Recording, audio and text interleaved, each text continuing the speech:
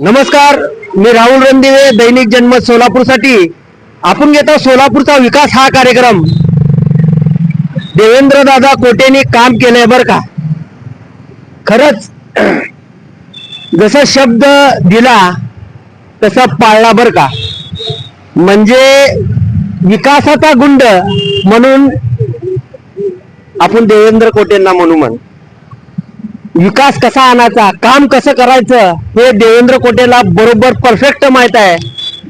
आणि आपल्या जन्मतला काना मात्रा विलांटी नाही म्हणून तर जन्मत म्हणलं जात आहे। आणि दाखवा जागृत हे पूर्ण सगळं एरिया इकडे बी दाखवा, महापौर बी आलेत आणि आपण त्यांना गाठलो। खूप दिवस झाला आपले फोन उचलत नव्हते, तरीही आपण त्यांना गाठून आता त्यांची मुलाखत घेणार आहे। ही दाखवा एरिया पहिला, ही सगळी B2 ची आहे। हे सगळेच लोक आता अधिकृत झालेले आहेत आणि हे देवेंद्र कोटेची करामत आहे विकासाची। आपल्या बरोबर महापौर आहेत, फोन लावले उचलले नाहीत तरीही आपण त्यांची मुलाखत घेणार आहोत। दादा एवढं खुश झालंय, जन्मत बी खुश झालाय याच्यामध्ये। सध्या सोलापूर वासियांमध्ये व सोलापूरमध्ये एवढा उत्साह आनंदाचं वातावरण आहे। आपले सर्वांचे लाडके आमदार आदरणीय देवेंद्रदादा कोटे यांच्या पुढाकाराने, तसेच माननीय मुख्यमंत्री देवेंद्रजी फडणवीस साहेब यांच्या अध्यक्षतेखाली, तसेच चंद्रशेखर बावनकुळे साहेब असतील, पालकमंत्री जयकुमारजी गोरे साहेब असतील, यांच्या सर्वांच्या सहकार्याने आज या सोलापूर शहराचा इतिहासकालीन निर्णय मार्गी लागला असं मला म्हणायचं आहे। कारण का 100 वर्षापूर्वी पासून हा विषय रखडला होता। आज त्या विषयाला या ठिकाणी आमदार देवेंद्र कोटे यांच्या पुढाकाराने मार्गी लागला असं मला म्हणायचं आहे। कारण का बरेच वर्षापासून अनेक चाळी असतील, हे विकास खुंटला होता सोलापूर शहराचा, पण आता तसं न राहता बोले तैसा चाले असे आमचे आमदार देवेंद्र कोटे साहेब यांचं खरंच बोले जैसा तसे चाले असे आमदार कोटे आहेत बर का। असे आमचे लाडके आमदार देवेंद्र कोटे यांनी सोलापूरकर वासियांचा अजून एकदा विश्वास या ठिकाणी जिंकलेला आहे असं मला म्हणायचं आहे। कारण का ग्राउंडवर काम करणारा आमदार आज आम्हाला या ठिकाणी लाभला।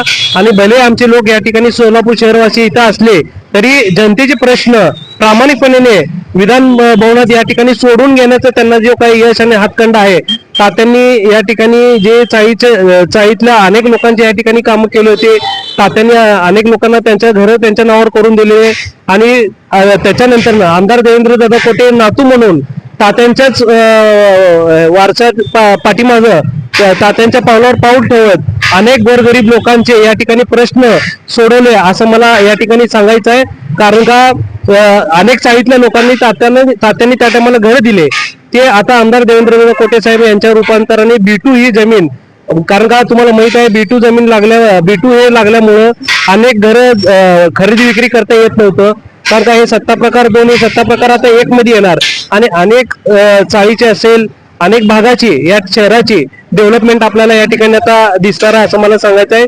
आज आपल्याला माहित आहे की जे कमर्शियल जमिनीची जे काय 80% भरावं लागत होते, अनेक विकास रखडला होता, अनेक प्रश्न आता या ठिकाणी मार्गी लागतील।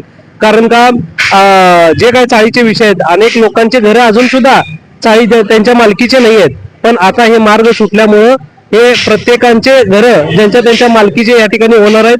आणि तसंच 2.5% आणि 5% हे काहीच नाही असत। रेडी रेकनर 1980चा रेडी रेकनर प्रमाणे 2.5% म्हणजे या ठिकाणी विशेष मला शासनाचे या ठिकाणी सरकारचं या ठिकाणी अभिनंदन करायचं आहे की नाममात्र भाडं 2.5% आणि 5% तुम्ही या ठिकाणी घ्यायला लागलात आणि लोकांचं आज तुम्ही रूपांतर त्यांच्या मालकीची या ठिकाणी घरं करून द्यायला लागलात। विशेष या ठिकाणी सरकारचं मला अभिनंदन करायचं आहे आणि विशेष आपले आमदार देवेंद्र कोटे यांचं देखील या ठिकाणी मला अभिनंदन करायचं आहे। कारण का भले 100 वर्षापूर्वीचा विषय हा आमदार कोटे साहेबांनी या ठिकाणी मार्गी लावलाय आणि कौतुक आहे त्यांचं। खरंच आमदार कोटेचं वय कमी आहे, त्याच्यापेक्षाही जास्त वर्षाचा विषय होता हे आणि ते मार्गी लावलाय म्हणून तर कोटे म्हणलं जात आहे। मला सांगा दादा, तुम्ही खरं मनापासून सांगा किती खुश आहेत या गोष्टी? मी खूप खुश आहे। तुम्हाला माहित नाही चाळीतल्या लोकांची भावना, आम्ही चाळीतल्या राहतो,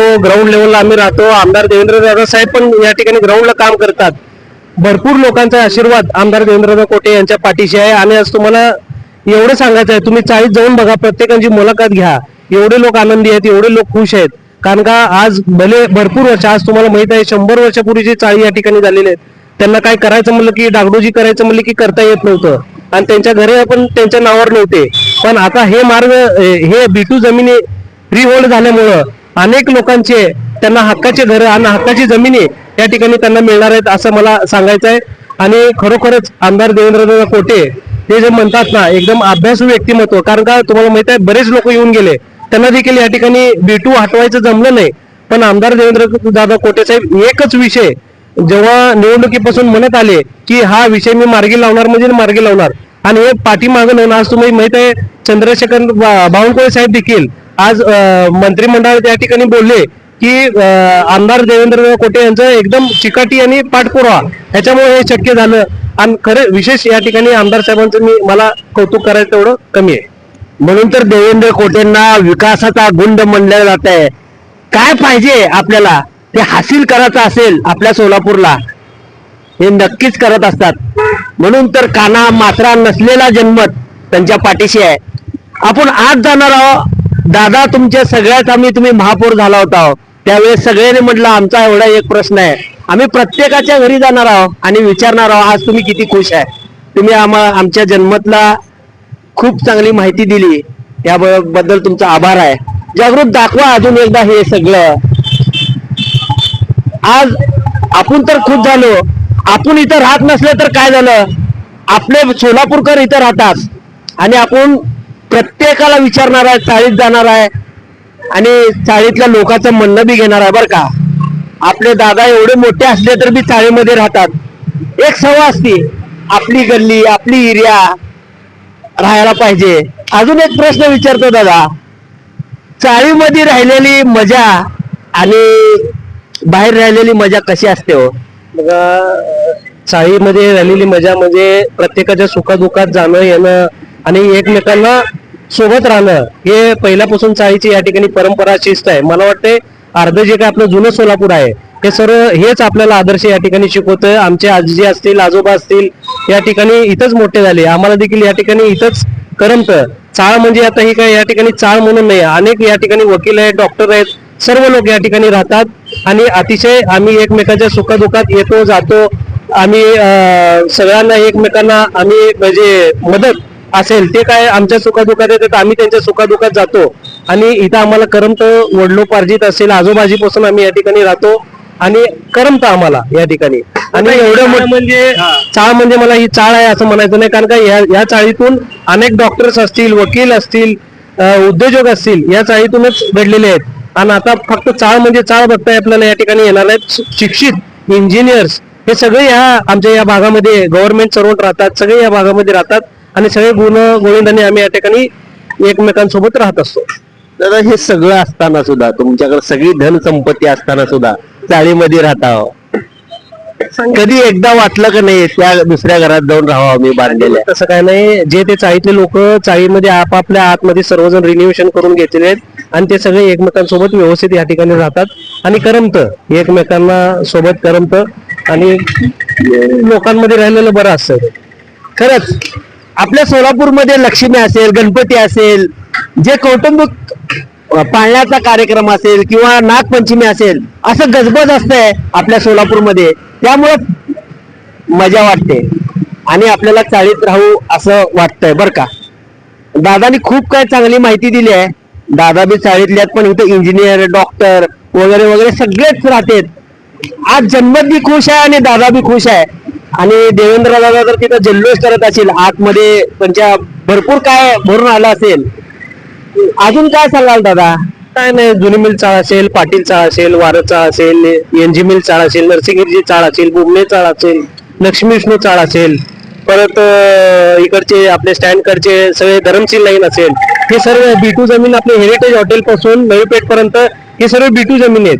अनेक मिल कामगार या ठिकाणी राहतात आणि बरेच 100 वर्षापासून हा विषय रखडलेला होता आणि हा विषय आमदार देवेंद्रदादा कोटे यांच्या माध्यमातून मार्गी लागल्यामुळं सर्व लोकांना एक आशा आणि देवेंद्रदादांच्या बद्दल एक विश्वास होता की आमदार देवेंद्रदादा कोटेच या ठिकाणी हे आपलं काम करू शकतात, असं एक लोकांमध्ये पण असा विश्वास होता. तो विश्वासाला सार्थ ठरत आमदार साहेबांनी वेळोवेळी पाठपुरावा करून उच्चस्तरीय या ठिकाणी प्रत्येक बैठक या ठिकाणी लावून मुख्यमंत्री साहेबांकडे हट्ट धरला, पालकमंत्री साहेबांकडे हट्ट धरला, चंद्रशेखर बावनकुळे साहेबांकडे, मंत्री महोदय साहेबांकडे हट्ट धरला आणि हा विषय आपल्या सोलापूर शहरवासियांच्या पदरात या ठिकाणी आमदार साहेबांनी पाडून घेतला. यामुळं आमदार साहेब हे विकासाचे जनक असं मला म्हणायचं आहे आणि अनेक लोक त्यांच्यावर जीव ओवाळून टाकतात, कारण का जो शब्द देतात तो शब्दाला पक्के आहेत आणि काम करणारं नेतृत्व असं आमदार देवेंद्र कोटे यांचं आहे असं मला सांगायचं आहे. मला सांगा दादा, आतापर्यंत एवढे आमदार झाले, एवढा चतुर आमदार, काय असं दादामध्ये? चतुर आमदार म्हणण्यापेक्षा मला काय म्हणायचं आहे, आमदार साहेबांचं वय 33-34 वय आहे. 34 वर्षी या ठिकाणी ते अगदी कमी वयात निवडून आले. घरात राजकीय तात्यांचा आहेत, त्यांना वारसा मिळालाय. तात्यांचा वारसा काय होता की लोकांची कामं करणे. आमदार साहेब तेच पावलावर पाऊल ठेवून या ठिकाणी जे जनतेचे काम त्यांच्याकडे येतात त्या कामाला आपण प्राधान्य दिलं पाहिजे असं त्यांचं एक ब्रीद वाक्य आणि एक त्यांचं एक स्वभाव आहे की आपण आपल्या लोकांचे पहिला कामं केलं पाहिजे असं त्यांचा स्वभाव पहिल्यापासून आहे.